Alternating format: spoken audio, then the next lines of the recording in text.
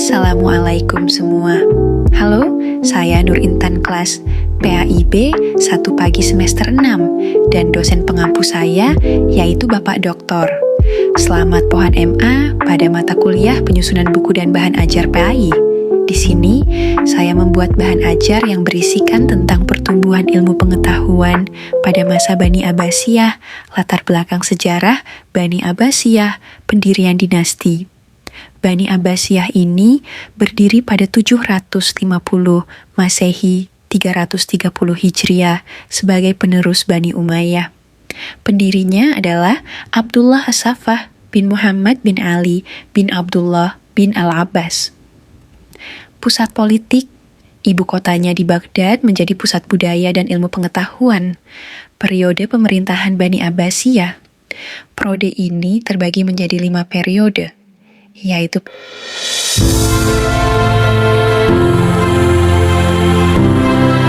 Nah, selanjutnya kita harus mengenali khalifah-khalifah pada masa dinasti Abbasiyah. Sebenarnya, khalifah pada masa ini berjumlah 37 orang, tetapi saya hanya menulis 15 saja.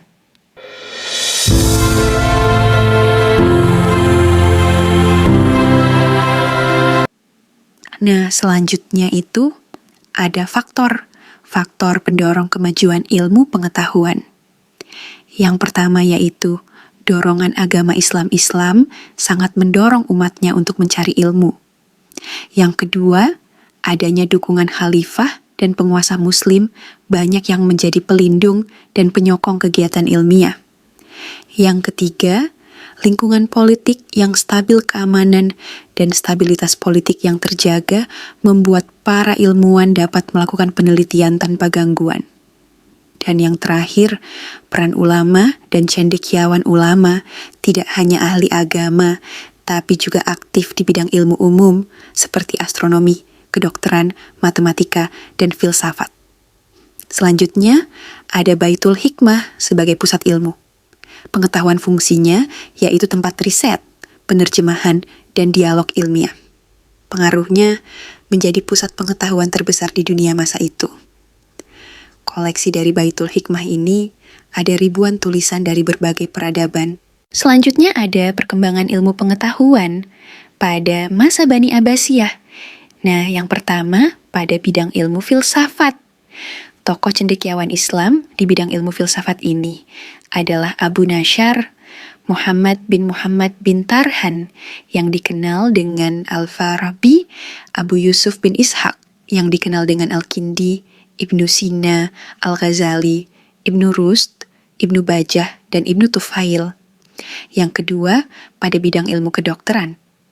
Tokoh cendekiawan Islam di bidang kedokteran ini adalah Jabir bin Hayyan yang dikenal sebagai bapak ilmu kimia, Hunayan bin Ishaq yang dikenal sebagai ahli penerjemah buku-buku asing, Ibnu Sina, Ar-Razi, ahli penyakit campak dan cacar, dan Thabit Ibnu Qurra.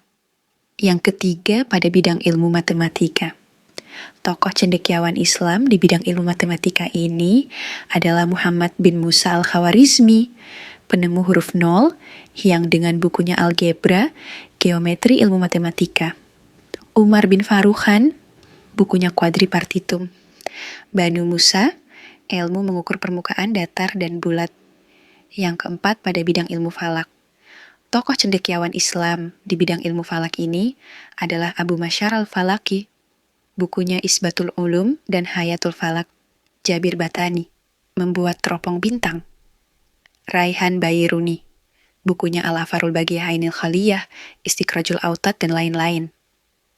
Yang kelima pada bidang ilmu astronomi. Tokoh cendekiawan Islam di bidang astronomi adalah Al-Farazi, pencipta astrolab, Al-Ghatani, Al-Betagnius, Al-Farghani, atau Al-Fragenius. Yang keenam pada bidang ilmu tafsir.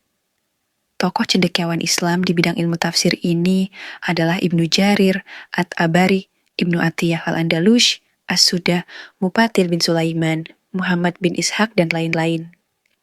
Yang ketujuh pada bidang ilmu hadis. Tokoh cendekiawan Islam di bidang ilmu hadis ini adalah Imam Bukhari, Imam Muslim, Ibnu Majah, Abu Daud, At-Tirmidzi, dan lain-lain. Yang kedelapan pada bidang ilmu kalam, tauhid. Tokoh cendekiawan Islam di bidang ilmu kalam ini adalah Wasil bin Atha, Abu Huzail al-Allaf, Adzam, Abu Hasan al-Asy'ari, Hujjatul Islam Imam al-Ghazali. Yang kesembilan pada bidang ilmu tasawuf, ilmu mendekatkan diri pada Allah Subhanahu wa Ta'ala. Tokoh cendekiawan Islam di bidang ilmu tasawuf ini adalah Al-Qusyairi dengan karyanya Ar-Risalatul Qusyairiyah, Syahabuddin dengan karyanya Awariful Ma'arif, Imam Al-Ghazali dengan karyanya Al-Bashut, Al-Wajiz, dan lain-lain. Dan yang terakhir, para imam fuqaha, ahli fiqh. Tokoh cendekiawan Islam para imam fuqaha ini adalah Imam Abu Hanifah, Imam Maliki, Imam Syafi'i, dan Imam Ahmad bin Hambali. Dampak perkembangan ilmu pengetahuan bagi dunia. Yang pertama, kemajuan teknologi dan sains. Yang kedua, peningkatan kesejahteraan manusia. Yang ketiga, perkembangan pendidikan. Yang keempat, perubahan sosial dan budaya. Yang kelima, pemanfaatan dalam dunia industri dan ekonomi. Yang keenam, pendorong kemajuan Eropa, Renaissance. Dan yang terakhir, kontribusi terhadap peradaban modern. Nah, setelah kita pelajari tentang pertumbuhan ilmu pengetahuan pada masa dinasti Abbasiyah, maka adapun kesimpulannya.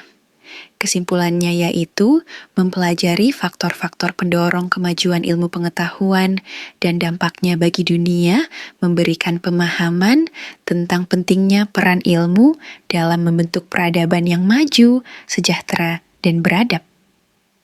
Dengan memahami hal ini, siswa dapat menghargai warisan intelektual masa lalu, khususnya kontribusi umat Islam dalam perkembangan sains, serta terdorong untuk terus belajar, berpikir kritis, dan berinovasi demi kemajuan bangsa dan kemanusiaan secara global. Sekian video pembelajaran dari saya.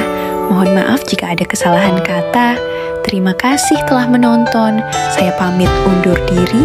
Assalamualaikum warahmatullahi wabarakatuh.